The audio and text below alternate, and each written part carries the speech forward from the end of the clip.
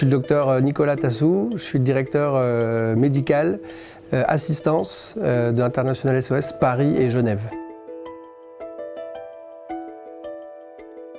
Il y a une étude qui a été faite sur le sujet. Il y a 67% des personnes interrogées qui répondent qu'à partir du moment où ils sont impliqués dans des voyages internationaux, ça augmente leur motivation et leur intérêt pour leur travail. Mais parallèlement à ça, un tiers des personnes interrogées disent qu'ils sont plus susceptibles d'avoir des comportements à risque pendant leur voyage professionnel. Et un autre tiers pense, en tout cas décrit, des troubles à type d'anxiété et d'épuisement émotionnel qui peuvent être liés en partie à ces déplacements professionnels.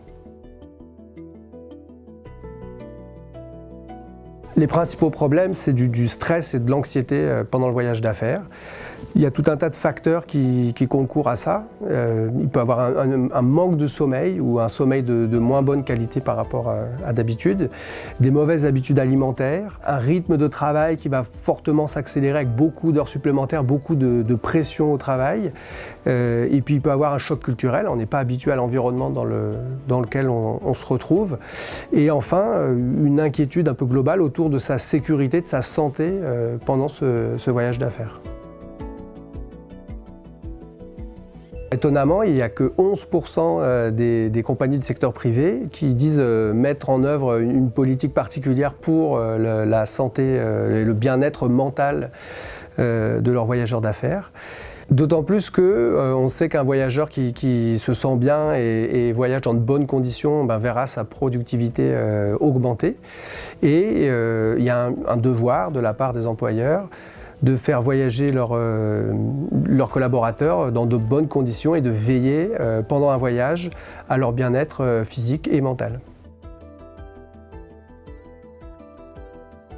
Alors il y a des mesures très simples qu'on peut mettre en œuvre pour favoriser le voyage du collaborateur.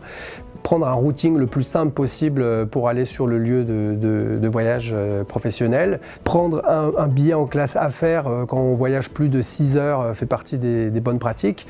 Choisir un hôtel près du lieu de travail et puis essayer de faire coïncider parfois un jour de repos à la fin du voyage pour laisser aux collaborateurs le temps de se reposer avant de repartir.